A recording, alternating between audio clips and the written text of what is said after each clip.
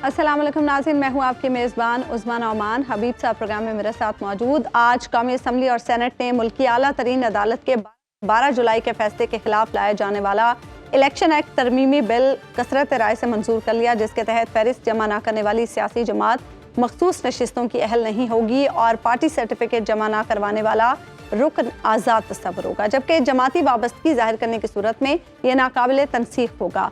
Opposition ने इस bill की शदीद मुखालफत की और तरामीम भी पेश की जो मुस्तरद कर दी गई।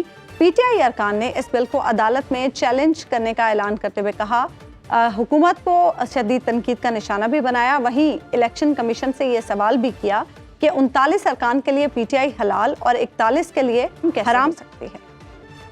आप कैसे सुप्रीम कोर्ट के फैसले के बाद कानून साजी करके उस हक से आप हमें महरूम कर सकते हैं? इलेक्शन कमीशन की तरफ से 39 मेंबरान असेंबली को तहरीक इंसाफ के मेंबर गर्दाना गया। हम इस बिल को रिजेक्ट करते हैं। ये सुप्रीम कोर्ट के ऊपर पार्लियामेंट की तरफ से हुकूमत हमला करवा रही है। ये हुकूमत के लिए निशान अबरत बनेगा। बेहतर है शहबाज शरीफ आज से फोन कर ले हसीना वाजिद को, रास्ता पूछ ले जाना फिर किस तरीके से अवाम के हकूक पे डाका डालने वालों का यही हक होता है। ये आज भी हारे हुए हैं और ये कल भी हारे हुए थे। एक नया कानून साजी करके इलीगल अनकॉन्स्टिट्यूशनल जो हम फ्लोर पे ऐलान करते हैं, ये हम चैलेंज करेंगे और ये चैलेंज इंशाल्लाह सुप्रीम कोर्ट से डिसाइड करेगी। अगरचे ये बिल प्राइवेट मेंबर डे पर मुस्लिम लीग नून के बिलाल अजहर कियानी ने पेश किया था, लेकिन हुकूमती इत्तेहाद की दोनों बड़ी जमातें नून लीग और पीपल्स पार्टी इस बिल की डट कर हिमायत कर रही हैं। ये जो अमेंडमेंट अली मोहम्मद खान साहब की है, आई अपोज दिस, और ये कानून साजी आइन की रूह के ऐन मुताबिक है, ये अनकॉन्स्टिट्यूशनल नहीं है। अली मोहम्मद साहब ने कहा हमारा रास्ता रोकने के लिए है। इनके 81 लोगों ने हलफनामा दाखिल कराया। इनका ताल्लुक तरीके इंसाफ से नहीं है, सुन्नी इत्तेहाद काउंसिल से है। रही बात लेजिस्लेटिव कॉम्पिटेंस की, हम कोई जुर्म में तरमीम करने नहीं जा रहे। No court has the right to make laws. It is only the parliament's prerogative to make laws. इस बिल के अंदर पार्टी लॉयल्टी को इंश्योर किया जा रहा है। कहाँ गलत है? ये तासुर देना कि ये अदालती ऑर्डर के कॉन्फ्रंटेशन है, it is absolutely wrong. Election act तरमीमी bill के कानून बनने की सूरत में माजी पर इसका इत्तलाक कैसे होगा? इस बिल और पहले से मौजूद कानून में बुनियादी फ़र्क क्या है? क्या PTI एक बार फिर मखसूस नशिस्तों से महरूम हो जाएगी या मामला तौहीनी अदालत की तरफ जाएगा? प्राइवेट मेंबर बिल पर क्या हुकूमत और हुकूमती इत्तेहाद जवाबदेह हो सकते हैं? और शहबाज हुकूमत 2 जजेस के इख्तलाफी नोट पर इतना तकिया क्यों कर रही है? इन्हीं तमाम तर मामलात पर हम बात करेंगे। प्रोग्राम कर रहे हैं पाकिस्तान तहरीक इंसाफ के चीफ व्हिप मलिक आमिर डोगर साहब। आमिर डोगर साहब, अब तो ये बिल सेनेट और कौमी असम्बली दोनों जगह से मंजूर हो गया है, अब आप लोगों के पास क्या चारा है? बिस्मिल्लाहिर्रहमानिर्रहीम। आज का दिन पाकिस्तान की पार्लिमानी तारीख के हवाले से बड़ा स्याह दिन है। आज पाकिस्तान की पार्लियामेंट ने, सेनेट और नेशनल असम्बली ने ताकत के बल बोते पे महरूम करने की कोशिश की है पाकिस्तान की ख़वातीन को और अक़लियतों को। वो मखसूस नशिस्तें जो 8 फरवरी को हमें मैंडेट मिला था, उसके एवज़ जो सुप्रीम कोर्ट ऑफ पाकिस्तान ने वाज़ेह एक्चुअली से एक फ़ैसला किया, उस फ़ैसले को रोकने के लिए बदनीयती की बुनियाद पर इलेक्शन एक्ट में ये तरमीम की गई, जिसकी जितनी मज़म्मत की जाए वो कम है। 8 फरवरी को पहले हमारे मैंडेट पे डाका डाला गया फॉर्म 47 के ज़रिए। आज फिर हमारी सीटों पे डाका डालने की कोशिश की गई इस इलेक्शन एक्ट में तरमीम करके।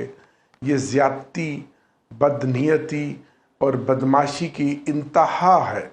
इस तरह की मिसाल फस्तायत की कभी नहीं मिलती, कहीं नहीं मिलती कि जब आप अपोजिशन को तस्लीम ना करें और जब इतना घुटन ज़दा माहौल आप बना दें, तो फिर आप सबक सीखें।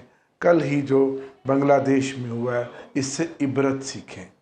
हम इसके ऊपर सुप्रीम कोर्ट में जाएंगे और जाकर इस अमल को चैलेंज करेंगे, क्योंकि जब जिस मुल्क में आइन और कानून की अमल दरामद ना हो, अमलदारी ना हो, अजहार आज़ादी राय का मौका ना मिले और सिर्फ़ वो क्या कहते हैं कि जिसकी लाठी उसकी भैंस वाली बात हो, तो फिर वो मुआशरे, वो हुकूमतें ज़्यादा देर नहीं चलती।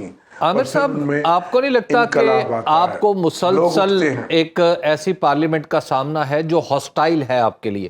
چلیے اپوزیشن کے لیے تو ہوتی ہے، لیکن یہاں پر پارلیمنٹ کی جو صورتحال ہے اس میں عدالتی فیصلے کو مطلب جس طرح آج روند ڈالا گیا ہے وہ بھی ایک عجیب و غریب قانون سازی کے ذریعے، تو اب آپ کو نہیں لگتا کہ اس پارلیمنٹ میں بیٹھنا مزید تضییع اوقات ہے؟ مطلب آپ کو جو مولانا فضل الرحمان مشورہ دے رہے ہیں شاید وہ ٹھیک ہے؟ دیکھیں ابھی میں نہیں سمجھتا کہ ابھی اتنے ایکسٹریم کسی سٹیپ کا کوئی موقع آیا ہے۔ بالآخر مجھے تو امید ہے، پولیٹیکل ورکر ہوں، بڑا حسن ظن رکھتے ہیں آپ عامر ڈوگر صاحب، راستہ نکلے گا، حق کا راستہ نکلے گا، اور اسی پارلیمنٹ سے جب ہمارے ٹریبونلز کے ذریعے فارم 47 کے کیسز کی سنوائی ہوگی اور انشاءاللہ ہمیں انصاف ملے گا تو اس پارلیمنٹ میں یہ جعلی حکومت ہے، اس کا خاتمہ ہوگا۔ عامر صاحب یہ جعلی ہے یا نہیں ہے، لیکن اس وقت تک ہو یہ رہا ہے کہ یہ اپنی مرضی سے قوانین بناتی چلی جا رہی ہے۔ مثال کے طور پہ، اور جب آپ نے الیکشن لڑا تھا تو قانون یہ تھا کہ ہائی کورٹ کا جج الیکشن ٹریبیونل بنے گا، اب انہوں نے ترمیم کر دی ہے، اور الیکشن کمیشن ہر قانون کو بڑا ماننے میں بہت زیادہ یعنی آپ یوں کہیے کہ بڑی جلدی کرتا ہے۔ جی میں سمجھتا ہوں جی کہ الیکشن کمیشن تو سب سے بڑا ذمہ دار ہے ان تمام مسائل کا۔ آج جو پاکستان کی قوم بدترین معاشی، مہنگائی، سیاسی مسائل سے گزر رہی ہے، اس افراتفری کا، اس بے یقینی کا، اگر الیکشن کمیشن پہلے ہی اسی سپریم کورٹ کے آرڈر کے مطابق 90 دن میں الیکشن کروا دیتا صوبائی اسمبلیوں کے، تو شاید آج نوبت یہ نہ آتی۔ پھر جس طرح الیکشن کمیشن نے ہماری پارٹی سے ہمارا انتخابی نشان چھینا، پھر جس طرح انہوں نے ہمارے انٹرا پارٹی الیکشن کو 2 بار کروانے کے باوجود نہ مانا، اور اب جس طرح ہمارے 41 ایم این ایز جنہوں نے اپنی سپریم کورٹ کے فیصلے کی روشنی میں اپنے ایفیڈیوٹ دے کے جوائننگ دے دی ہے، ان کا آج دن تک نوٹیفیکیشن نہ کرنا۔ اب 39 جو ہم ایم این ایز ہیں وہ پی ٹی آئی کے تصور ہیں، 41 جن کے ایفیڈیوٹس دے دیے ہیں سپریم کورٹ نے جو کہا اس کے اوپر عمل درآمد کرتے ہوئے، ان کا آج تک نوٹیفیکیشن نہیں ہوا۔ سیم پنجاب کے اندر جو ہمارے 107 ایم پی ایز ہیں، ان میں سے 40 یا 41 کا نوٹیفیکیشن کر دیا ہے کہ یہ پی ٹی آئی کیا ہے، ان کا بیان حلفی مان لیا ہے، باقی جو 60 یا 62 ہیں ان کو ابھی تک روکا ہوا۔ سیم ٹائم میں ان کے بیان حلفی جمع ہوئے 107 کے، 40-42 کے کر دیے، باقی کو روکا ہوا ہے۔ یعنی کہ اتنا بڑا مذاق، تو عامر ڈوگر صاحب یہ تو اب معاملہ ڈیلے کا شکار ہو جائے گا نا، آپ لوگ عدالت چلے بھی جائیں گے، ڈیلے کریں گے، اپنی قانون سازی کریں گے، ہماری سیٹوں کو روکیں گے، اگر دیں گے تو تھوڑی سیٹیں دیں گے۔ یار خدا کا نام مانے، اس ملک کو کہاں لے کر جا رہے ہیں آپ؟ نے اس ملک کو بنانا ریپبلک بنا دیا ہے کہ جو میں چاہوں گا وہ ہوگا، جو میرا فیصلہ ہے اسی پہ عمل درآمد ہوگا۔ بھاڑ میں جائے عدالتیں، بھاڑ میں جائے سپریم کورٹ، بھاڑ میں جائے قانون اور آئین۔ ایسا مذاق تو نہ ہم نے کبھی سنا، نہ کبھی دیکھا، اور ابھی بھی کوئی عبرت نہیں ہے کہ کیا کریں گے، اس ملک کو کہاں لے کر جانا چاہتے ہیں۔ بات عامر ڈوگر کی نہیں ہے، بات تحریک انصاف کی نہیں ہے، بات عمران خان کی ہے۔ آخر اس ملک نے کسی آئین سے، کسی ضابطے سے، کسی طریقے سے، کوئی جمہوریت سے چلنا ہے۔ عامر ڈوگر صاحب اب یہ بتائیے گا کہ یہاں سے آگے بڑھنے کے لیے آپ کی طرف سے تو مذاکرات کی آفر بھی آئی ہے، عمران خان صاحب نے مذاکرات کی آفر کی ہے، محمود خان اچکزئی صاحب بھی کوشش کر رہے ہیں، تو یہ بتائیے گا کہ کچھ آپ کو کہیں سے کوئی ٹھنڈی ہوا آئی ہے، کوئی پازیٹیو جواب آیا کہیں؟ کل ویسے D G I S P R نے تو کہہ دیا 9 مئی پہ کوئی چینجنگ نہیں آئی 9 مئی کے موقف میں۔ سر کل دکھا دیا نا ٹھنڈی ہوا عوام نے ثوابی میں، جو کئی میل لمبا جلسہ ہوا جس میں ہزاروں کی تعداد میں پنجاب سے لوگ آئے اور ٹھاٹھے مارتا ہوا سمندر تھا، حالانکہ آپ جانتے ہیں حبیب صاحب کہ جو بڑے عوامی جلسے ہوتے ہیں وہ کسی لیڈرشپ کو جلسے کے لیے لوگ سننے جاتے ہیں. لیڈر جیل میں ہے, عمران خان نے نہیں آنا, پھر بھی کتنا بڑا کل جلسہ ہوا ہے.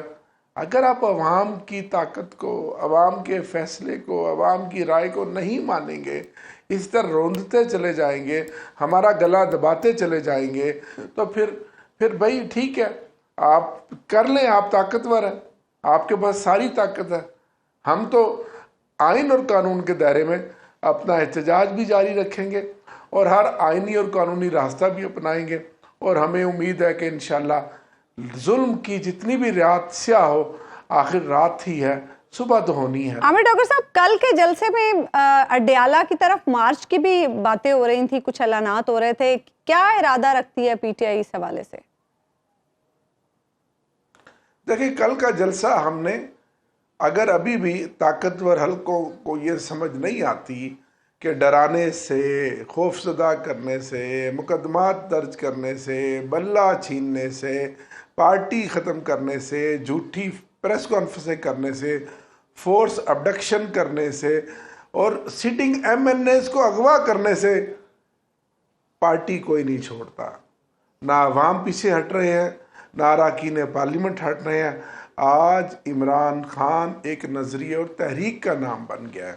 انشاءاللہ آگے ہم بڑھیں گے جب وقت آئے گا, اور آپ دیکھیں گے جب ہم آگے بڑھیں گے تو انشاءاللہ فتح. اچھا, آپ میری بات یقین کیجیے. آپ کی پارٹی کے اندر بھی ایک مسئلہ, ویسے تو شیر افضل مروت صاحب جب سے آئے ہیں آپ کی پارٹی میں رونق لگی رہی, اور اس وقت لگی رہی جب کوئی رونق لگانے والا نہیں تھا, وہ پھر رہے تھے.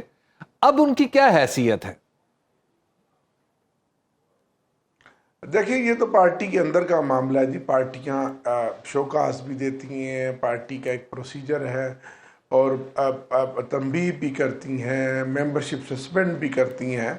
تو ابھی پارٹی نے ان کی ممبرشپ سسپینڈ کی ہوئی ہے, آگے چل کر دیکھیں کیا ہوتا ہے. ختم نہیں کی ابھی؟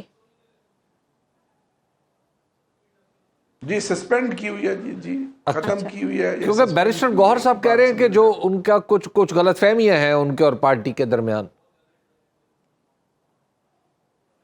جی چیئرمین ہے, جو انہوں نے کہا ہوگا وہ بھی اپنے طور پہ بہتر ہوگا, درست ہوگا, لیکن اس وقت بات بیرسٹر گوہر کی ہے, شیر افضل مروت کی نہیں ہے. بات ان مہنگے بجلی کے بلوں کی ہے جو 100 روپیہ پر یونٹ عوام دے رہی ہے. بات اس مہنگائی کے طوفان کی ہے, اس بے روزگاری کی ہے, اس افراتفری کی ہے, اس آئین اور قانون کی دھجیاں اڑانے کی ہے جو آج تک کبھی نہیں ہوا, صرف اس لیے کہ پی ٹی آئی کو روکیں, صرف اس لیے کہ ہم ایوان میں دو تہائی اکثریت بنا کے, جس طرح آپ نے ابھی پہلے کہا, اپنی من مانی قانون سازی کریں.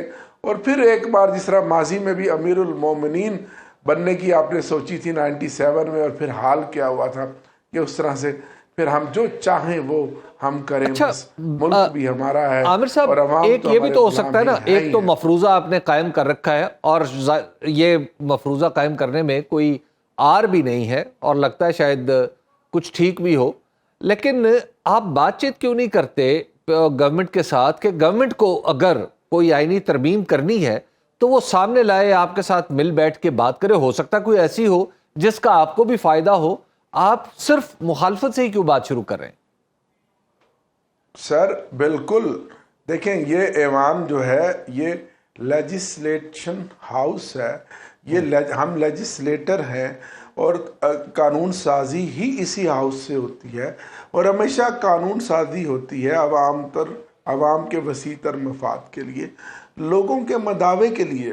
اور ہمیشہ یہ سپیس رہتی ہے کہ آپ جو مروجہ قانون ہوتا ہے وقت کے مطابق, حالات کے مطابق, معروضی چیزوں کو دیکھتے ہوئے اس کو اپ گریڈ کرتے ہیں, اس میں نئی چیزیں لاتے ہیں, اس میں انوویشن لاتے ہیں. یہ ایک مسلسل عمل ہے قانون سازی, لیکن وہ قانون سازی نہیں ہوتی جو آپ اپنی ذات کے لیے کریں, اپنے سیاسی مقاصد کے لیے کریں, اپنی من مانی کے لیے کریں. اب میں آپ کو مثال دوں, اس میں جو 3 بڑی شکیں ہیں یہ تینوں آلریڈی پہلے اس الیکشن ایکٹ کا حصہ ہیں. اچھا, اوپن اینڈ شٹ ہے کہ جی 3 دن کے اندر ایک آزاد امیدوار آئے گا, تو وہ کوئی پارٹی جوائن کرے گا. یہ پہلے سے ہے کہ جب قومی الیکشن ہوگا تو کوئی پارٹی اس میں اپنی نامینیشن جو ہے سیٹوں کی وہ لسٹ اسپیشل سیٹوں کی دے گی.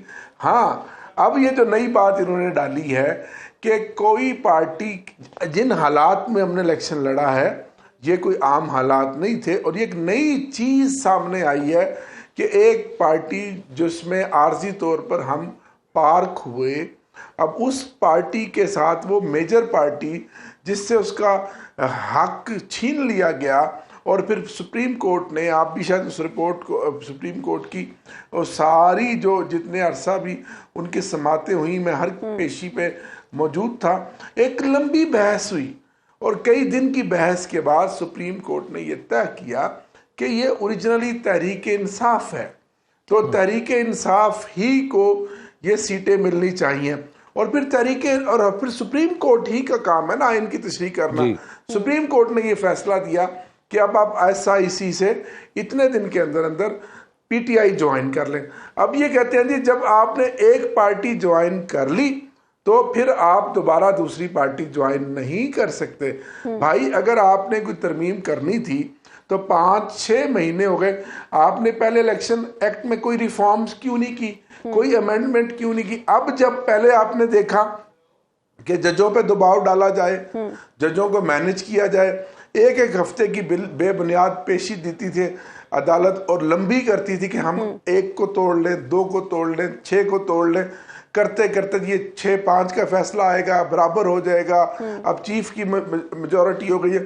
کرتے کرتے بالآخر جب آپ نے دیکھا کہ سپریم کورٹ کے ججوں کو سلام پیش کرتا ہوں, ان 8 ججوں کو انہوں نے حق اور سچ کا فیصلہ کر دیا.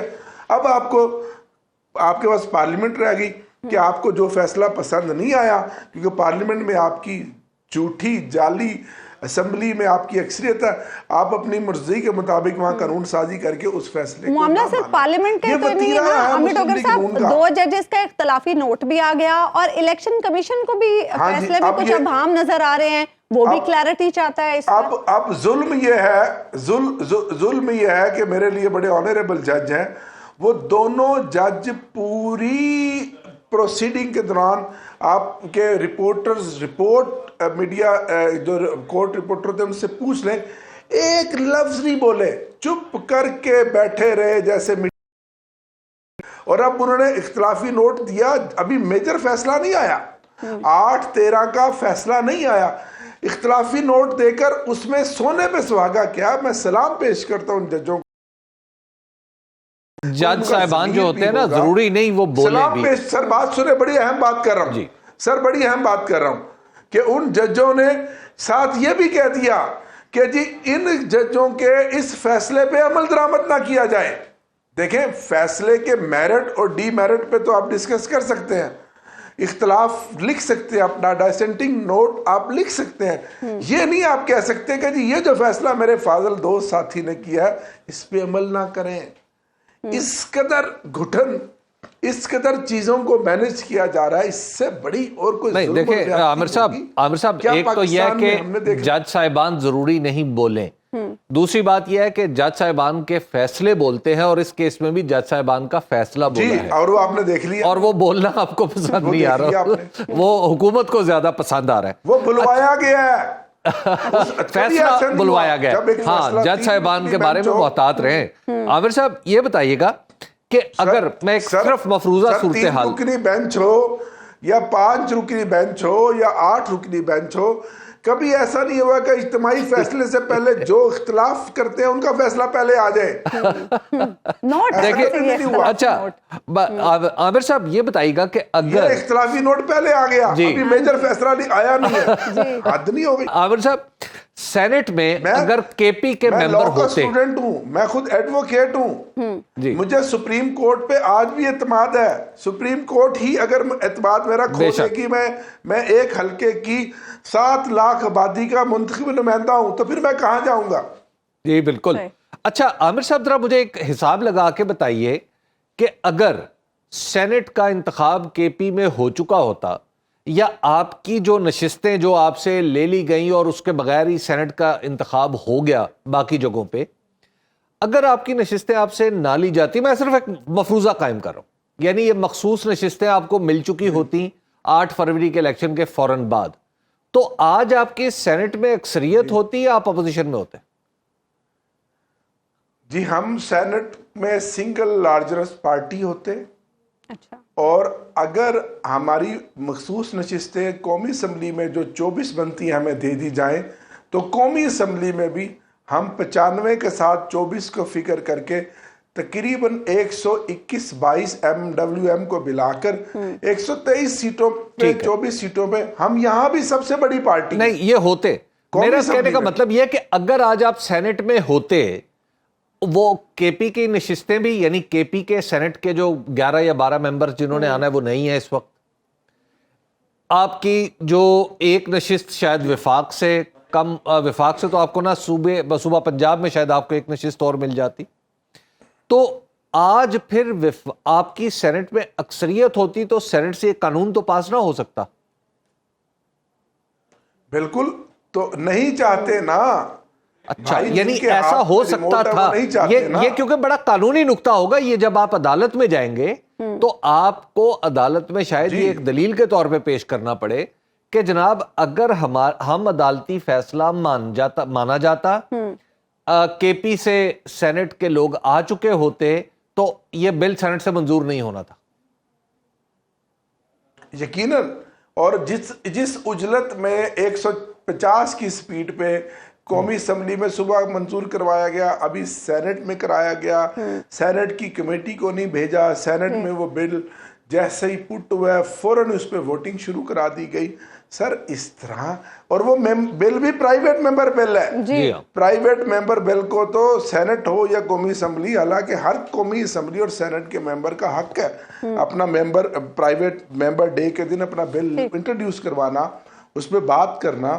یہ پہلا پرائیویٹ ممبر بل ہے کہ جس کے اوپر حکومتوں کے سانس سوکھے ہوئے تھے، نیندیں حرام تھی. آج بہت بڑا مارکا مارا لا منسٹر صاحب نے، اور رات کو سکون کی نیند سوئیں گے کیونکہ وہ کہتے تھے جی ہم پہ تو بڑا پریشر ہے. اچھا عامر ڈاکٹر صاحب، جاتے جاتے یہ بھی ذرا بتا دیں، بنگلہ دیش کی سچویشن کا جو آپ لوگ ایک پیرالل ڈرا کر رہے ہیں، اس پر بھی آپ لوگوں پر بڑا اعتراض ہو رہا ہے. بیرسٹر گوہر صاحب نے بھی آج شہباز شریف صاحب کو اسمبلی میں بڑے مشورے دیے ہیں اس حوالے سے.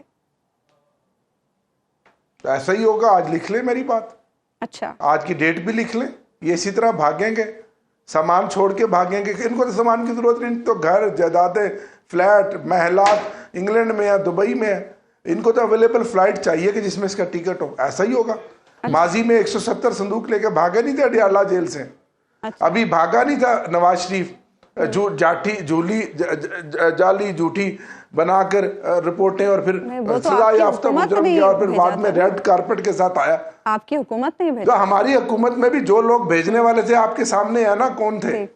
کئی بار بات ہو چکی، طاقتور لوگ تھے نا.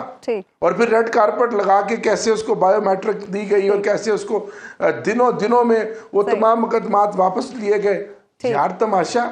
تو جب بھائی اس طرح کے حالات ہوں گے میری بہن، تو پھر انقلاب آئے گا. یہ جو لاوا نیچے پک رہا ہے اس کو ایک چنگاری کی ضرورت ہے. اللہ نہ کرے کہ کوئی ایسی بات ہو. اس سے پہلے عوام کی رائے کا احترام کریں. جمہوریت اگر آپ چاہتے ہیں، اگر جمہوریت نہیں چاہتے، اگر شخصی آمریت ہے تو ٹھیک ہے. عوام کی رائے کا احترام بہت ضروری ہے. بہت بہت شکریہ عامر ڈاکٹر صاحب، آپ پروگرام میں ہمارے ساتھ ہیں. ایک بریک ہم لیں گے ناظرین، بریک کے بعد واپس آئیں گے تو حبیب صاحب سے گفتگو کریں گے. ویلکم بیک ناظرین. حبیب صاحب، یہ جو قومی اسمبلی میں اور سینٹ میں یہ جو قانون سازی ہوتی ہے، بل منظور ہوتے ہیں، کیا ان کا اطلاق ماضی سے ہوتا ہے؟ جیسے کہ اس بل میں کے بارے میں کہا جا رہا ہے کہ یہ ماضی سے اس کا اطلاق ہوگا. ایک تو ہمارے دستور میں خود جو آرٹیکل 6 ہے وہ مؤثر بماضی ہے. آرٹیکل 6 وہ ہے کہ جس میں اگر دستور کو توڑا جائے، ایبروگیٹ کیا جائے، یا کچھ بھی دستور کو توڑا مروڑا جائے اور ایسی کسی کوشش میں ملوث ہوا جائے تو اس کا اطلاق مؤثر بماضی ہوگا. دستور 1973 میں بنا تھا لیکن اس کا اطلاق 1958 سے ہوگا. اچھا. کیونکہ 1958 میں پہلی بار ہمارا دستور ٹوٹا تھا. دوسرا، ہمارے دستور میں یہ بات انشور کی گئی ہے کہ کوئی ایسا کام جو ایک وقت میں جرم نہ ہو اور اس کی کوئی سزا نہ ہو، لیکن بعد میں قانون سازی ایسی ہو جائے کہ وہ واقعہ جرم بن جائے اور اس کی کوئی سزا ہو، تو جو اس سے پہلے والے، اس قانون سازی سے پہلے کے واقعات ہوں گے ان میں ان کا اطلاق قانون کا اطلاق اس پر نہیں ہوگا, یعنی ریٹروسپیکٹیولی نہیں ہوگا, مؤثر ماضی نہیں ہوگا. اب البتہ پارلیمنٹ کے پاس یہ گنجائش ضرور موجود ہے کہ وہ کسی قانون کو بعض اوقات برج کرنے کے لیے وہ مؤثر ماضی کر سکتی ہے. جیسے آپ نے دیکھا ہوگا کئی دفعہ ٹیکس کے جو قوانین بنتے ہیں اس میں بتایا جاتا ہے کہ اس کا اطلاق اس فائنینشیل ایئر کے فلاں جگہ سے ہو جائے, جی ٹھیک ہے نا, یعنی فائنینشیل ایئر شروع ہو چکا ہوتا ہے تو کہا جاتا ہے کہ اس فائنینشیل ایئر سے ہوگا, تو گویا پچھلا جو گزرا ہوا عرصہ ہے وہ بھی اس میں شامل ہو جاتا ہے. اسپیسیفک کیس میں بھی ہوگا؟ اب اس اسپیسیفک کیس میں ہمیں یہ دو چیزیں دیکھنی ہیں, جو عدالت بھی جائے, جب عدالت پہ قانون چیلنج ہوگا تو وہ پوچھا جائے گا کہ کیا اس میں کوئی بدنیتی یا مفاد تو شامل نہیں ہے, یہ عدالت پہلے پوچھے گی, اور جو بھی عدالت میں لے کے جائے گا اس کو ثابت کرنا پڑے گا کہ جناب بدنیتی اور مفاد تو ہے. اس کے ساتھ ساتھ عدالت کا فیصلہ بھی موجود ہے نا اس معاملے میں. اب چونکہ اس معاملے میں عدالت کا فیصلہ بطور ثبوت موجود ہے, جی, تو اس میں جو ثابت کرنے والا جو بھی بندہ عدالت میں جائے گا اسے عدالت کو یہ نہیں بتانا پڑے گا کہ جناب اس کے اندر میلافائڈی کیا ہے, اس کے اندر بدنیتی کہاں پہ. کلیئر کیس ہے کہ جناب یہ آپ نے کہا تھا کہ یہ اس کو دے دو, اب انہوں نے قانون بنا لیا ہے کہ آپ کے فیصلے کو انہوں نے انڈو کر دیا ہے, اڑا کے رکھ دیا ہے آپ کے فیصلے کو, تو اب بتائیں میرا حق کہاں گیا. ٹھیک ہے, تو پھر عدالت بتائے گی کہ جناب آپ پارلیمنٹ کو کہے گی کہ پارلیمنٹ آپ بہت اچھے ہیں, آپ بڑے طاقتور ہیں, اگرچہ آپ فارم 47 کے ذریعے آئے ہوئے ہیں, لیکن یہ عدالت تو نہیں کہے گی نا ثبوت کے بغیر, یہ تو دل میں ہمارے دل میں آ رہا ہے. اچھا, تو کہ آپ فارم 47 کے نتیجے میں آئے ہوئے ہیں, آپ ایسی پارٹیوں پہ مشتمل ہیں, یہ آپ ایسی پارٹیوں پہ مشتمل ہیں جس کا لیڈر بھی خود ہار چکا ہے اور اس کو ہرانے والی ایک جیل میں بیٹھی ہوئی ہے جو کینسر کی سروائیور ہے. یہ ساری باتیں آ رہی ہوں گی. پھر اسلام آباد کی 3 سیٹیں بھی آ رہی ہوں گی لوگوں کے ذہن میں, لیکن ظاہر ہے یہ باتیں کہیں تو نہیں جائیں گی نا. عدالت صرف یہ کہے گی کہ جناب ذرا یہ بتائیں نا کہ آپ کو اس فیصلے پر عمل درآمد میں کیا تکلیف ہے. تو عدالت اس قانون سازی کو سٹرائک ڈاؤن کر سکتی ہے؟ نہیں, اس سے پہلے عدالت بلائے گی ایک اور شخص کو, وہ ہوگا کوئی پروبیبلی الیکشن کمیشن سے. اچھا, اسے کہے گی عدالت کہ جناب الیکشن کمیشن صاحب آپ ذرا یہ بتائیں نا کہ آپ کو ہم نے فیصلہ بھیجا, آپ نے چیف جسٹس قاضی فائز عیسیٰ کا فیصلہ مان لیا, عدالت کا فیصلہ نہیں مانا, یہ کیا بات ہوئی؟ تو پھر وہ کہیں گے بیچارہ تو پھنس جائے گا نا. ایک طرف حکومت قانون سازی کر رہی ہے, دوسری اب الیکشن کمیشن کو یہ بتانا ہے. دیکھیے الیکشن کمیشن نے جو کیا ہے, انہوں نے وہ فیصلہ جس پہ جسٹس قاضی فائز عیسیٰ نے صاد کیا ہے, یعنی اس کے ساتھ اگری کیا ہے, اس فیصلے کو مان کے کاغذ واغذ اپنے سیدھے کر لیے. عدالتی فیصلہ نہیں مانا. چیف جسٹس, اور چیف جسٹس جب عدالت میں بیٹھا ہو تو اس کی حیثیت صرف ایک جج کی ہوتی.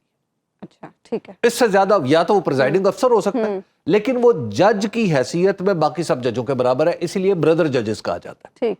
تو اب جو ججز, اب تو ماشاءاللہ سسٹر ججز بھی ہیں نا, تو اب جو ججز ہیں وہ ایک جج کا فیصلہ آپ نے مانا ہے, تو آپ نے الیکشن کمیشن نے سیدھا ٹو مائی انڈرسٹینڈنگ عدالت کو پہلے الیکشن کمیشن نے چیلنج کیا.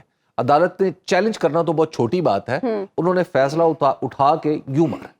اچھا جی, تو ایک تو یہ بات ہے کہ سب سے پہلے تو الیکشن کمیشن سے پوچھا جائے گا, ہاں جی آپ کو حکم دیے گئے تھے نا, پارلیمنٹ کو تو نہیں حکم دیا تھا. لیکن وہ اس میں یہ بھی ابھی صاحب بات کی جا رہی ہے نا کہ تفصیلی فیصلہ نہیں آیا. تفصیلی فیصلے سے الیکشن کمیشن کو کیا پرابلم؟ الیکشن کمیشن بھی تو کچھ چیزوں کی کلیئرٹی کے لیے کوئی ضرورت نہیں بھائی, الیکشن کمیشن لکھ کے دے گا نا وہاں پہ, تب ہے نا بات بھائی. آرڈر پہلے اسی لیے آتا ہے نا, آرڈر تو دوائی ہے کہ مریض مر رہا ہے, یہ اس کو فوری طور پہ دوائی دو. شارٹ آرڈر تو آ گیا, جو تفصیلی فیصلہ ہے وہ تو بعد کی چیز ہے. تفصیلی فیصلہ نہیں آیا لیکن اختلافی نوٹ بھی تو آ گئے نا. اچھا, یہ بھی پاکستان کی حکومت اسے بھی تو بنیاد, یہ بھی پاکستان کی تاریخ میں ایک پہلا ہی موقع ہے کہ اختلافی نوٹ پہلے آ گیا ہے.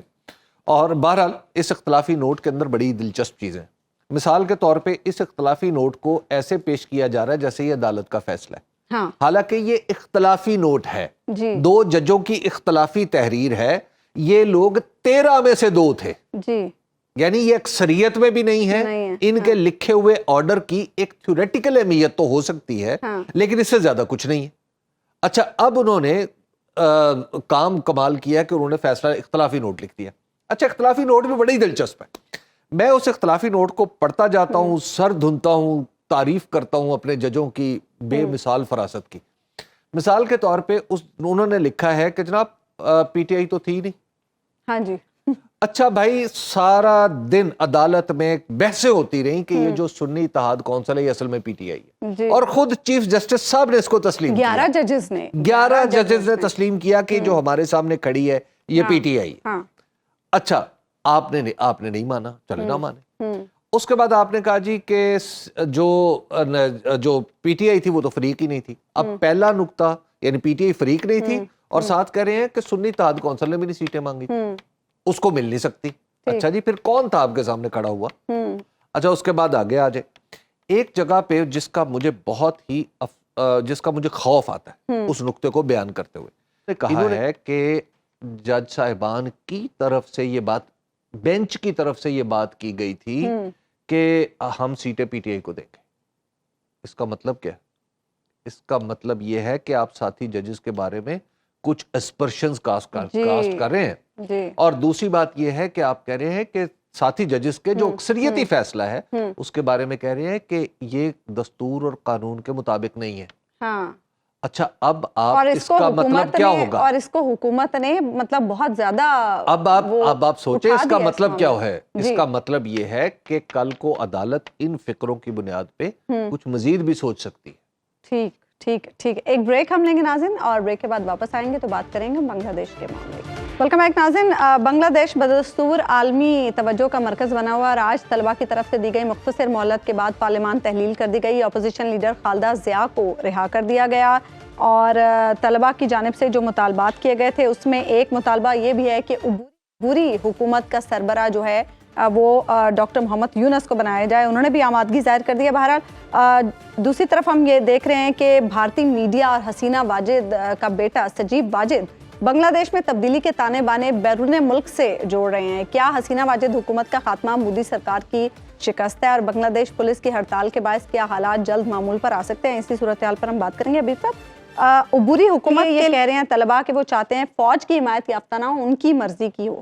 اس سے دیکھیے, تو یہ ہے کہ بنگلہ دیش کا تجربہ ہے کہ جب فوج آئی ہے بنگلہ دیش کے معاملات پیچیدہ ہوئے ہیں, اور جو یہ ویسے بھی یہ جو بنگلہ دیش میں انقلاب آیا ہے یہ جنریشن زی کا لایا ہوا ہے جی. اس میں زیادہ تر وہ لوگ ہیں جو 2000 کے بعد پیدا ہوئے ہیں, یعنی میرے بچوں کی عمر کے جی. تو اب یہ بچوں نے جو انقلاب برپا کر دیا ہے, اور انہوں نے کہا ہے کہ جناب ایک تو یہ کہ انہیں پتہ ہے کہ جناب فوج کو تو نہیں آنے دینا. اچھا, کیونکہ ان کے سامنے تجربہ عرب سپرنگ کا بھی ہے, جہاں پہ ایجپٹ میں ایسا ہی ہوا, ایجپٹ میں ایسا ہوا تھا, تیونس میں ایسا ہوا تھا, تو وہاں پہ پھر وہ تبدیلی پوری نہیں آ سکی تھی. انہوں نے فوج کو ایک عارضی وقفے کے طور پہ قبول کیا تھا, لیکن بعد میں فوج پھر غالب آ گئی. تو لہٰذا یہ بچے جو ہیں یہ ان سے بھی زیادہ عقل مند ہیں, انہوں نے وہ تجربات دیکھ لیے, تو انہیں کوئی سمجھانے والا بہتر آدمی ہے, اس نے کہا فوج کو دور رکھو. اثرات کیا ہوں گے؟ تو اب جو محمد یونس صاحب آ رہے ہیں, یہ آپ کو پتہ ہے نا کہ ان کے اوپر کافی کیسز بنائے گئے تھے خود, کیونکہ یہ گرو کر رہے, ایک پولیٹیکلی لوگ ان کی طرف دیکھ رہے تھے, لیکن اب وہ چیف ایڈوائزر بن گئے. چیف ایڈوائزر وہاں پہ نگران وزیر اعظم کو کہتے ہیں, ٹھیک ہے. تو اب وہ نگران وزیر اعظم بن کے کیا کرتے ہیں, مجھے لگتا ہے کہ حالات کو وہ معمول پر لانے میں کامیاب ہو جائیں گے, کیونکہ ان کو نوجوانوں کی سپورٹ بہت زیادہ حاصل ہے. اور جہاں تک ان جو سجیب واجد صاحب کی بات ہے, وہ تو کہہ رہا ہے کہ بنگلہ دیش پاکستان بن جائے گا. دیکھیے, یہ تو ایک نان سینس بات ہے, یہ بات اس قابل بھی نہیں ہے کہ اس کو ڈسکس کیا جائے. اور مجھے افسوس ہے کہ آپ نے اس پروگرام کا اس کو حصہ بنایا ہے, کیونکہ سجیب واجد جو ہے وہ ایک ایسا شخص ہے جو نکال دیا گیا ہے, ایک فرار ہوا ہے اپنے ملک سے, اور اس کی والدہ ماجدہ جو ہیں وہ بھی فرار ہوئی ہیں. جو وزیر اعظم اپنے ملک, اپنے خاندان کے ساتھ اپنا ملک چھوڑ کے فرار ہو جائے, اور ایک پبلک اپرائزنگ کے نتیجے میں, تو وہ یہ اس کی کوئی بات کی کیا اہمیت رہ گئی. تو لہٰذا وہ ایک نان سینس بات ہے. یہ جو شیخ مجیب الرحمان کی جو پولیٹیکل لیگیسی تھی وہ الٹیمیٹلی ختم ہوگی. بس اب وہ یہ اگر تو سجیب واجد جیسے لوگوں نے ہی اس کو آگے چلانا تھا, تو اب بس آپ اس کو ختم کر دیں. وہ ختم ہو چکی, اب تو اس کا کیا رہ گیا اس کے پلے. اب تصویریں ان کی توڑ رہے ہیں, ان کے مجسمے توڑ رہے ہیں. حسینہ واجد جو بڑی شان سے ملک میں گئی تھیں, کس ذلت سے, معاف کیجئے گا اس لفظ کے استعمال کے لیے, وہ ملک سے باہر نکلی ہیں. تو اس سے تو بہتر ہوتا ہے کہ انسان چاہتا ہے کہ یار اگر ایسا آئے تو میں آنریبلی اپنے موت کیے کو کا پلے بھگتنا لگاؤں. تو بہرحال انہیں تھا ہی. پروگرام کا وقت ختم ہوا. ناظرین ہوگی انشاءاللہ کل. اللہ نے کے بعد.